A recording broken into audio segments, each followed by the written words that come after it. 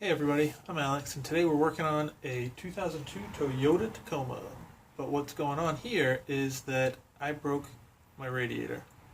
The top cracked, it's very common, and I don't want to bore you with how you take it in or take it out, but I did also screw up when I ordered the replacement part. That's why it's day 2, we're still out here putting this thing together. But what you have to pay attention to, and is a key component to doing this, is to make sure that you get the right radiator. And they have 3 different radiators for a 2002 Toyota Tacoma with a 2.74 cylinder. So you've got to look at the actual measurement of the radiator part, radiator cores, the inner radiator, I don't know what they call it, but let me take a quick look. I'll show you what they look like and you can see for yourself. So this is a new radiator with the old shroud put on back over it, and as you can see, it's kind of hard to measure the part that you need to measure, but it's actually the shroud itself. So from here to here is the distance that you measure. So the one that I'm replacing is actually 22 inches. The one that I bought by mistake, something like 19 inches, and they've got some measurement in between. So that's probably, I'd say, the key to doing this. Otherwise, it's very, very simple. There's 4 bolts that hold it on to the frame of the truck, and that can all be gotten with extensions through the grill, which is kind of the secret, I would say. And then, other than that, it's 4 hoses, some hose clamps. Really not that difficult. Another part that is difficult, I would say, is taking the, I don't know, maybe a bash guard, what do we call it? It's a bash guard on the bottom of the truck. You got to remove the bash guard if you want easy access to the 2 transmission line hoses and the radiator hose. And usually I would say that's going to be a pain in the ass to take out because it's going to be rusted. My bash guard is practically rusted through, but I was lucky enough to get a recall on my frame. Crazy, they gave us a new frame for this truck. So when they put it back together, they greased up that 100-year-old pan. So I got a rusty pan on a new frame.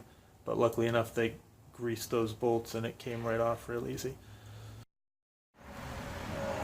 When I replace radiators, I like to put as much on them as I can outside of the truck. So some people will put the shroud on while it's in the truck after they get it in. But I say they've got a part that comes off on the bottom so it'll slide over without having to take the fan and the fan clutch off. I think that makes it easier. It's a nice little piece of plastic. So you can put this thing on first before you even put it in there. Somewhat protect the bottom of the radiator. That's a good sign. And then also I like to try to put on that lower radiator hose.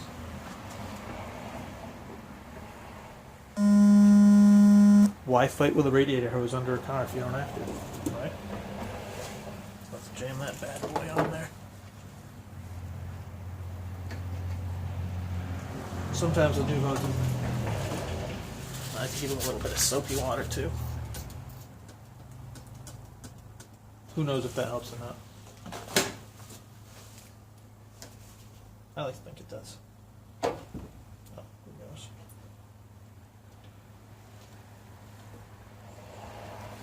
Get it on there nice and good. Yeah, real simple. They do these spring hose clamps. I actually had a CRX that I ruined with one of these. Well, I didn't ruin it, it overheated and burnt the rings on the highway.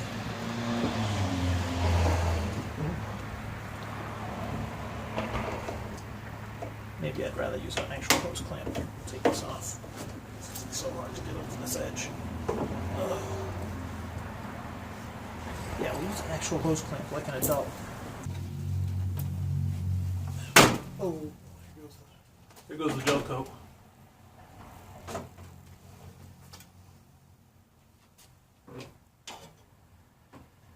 Now the glory of this larger radiator is it's got these little tabs, so it hangs into place, and you don't have that bash guard down on the bottom.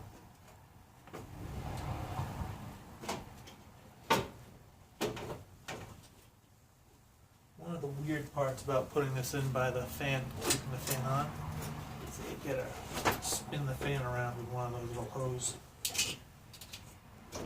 parts hanging out.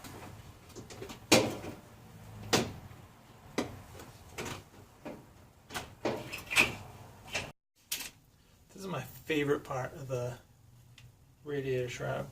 You can see it's got a little nub and a clip, and then it's got these two little steel clips to hold it on the bottom. Two little steel clips to hold it on the bottom of the radiator shroud.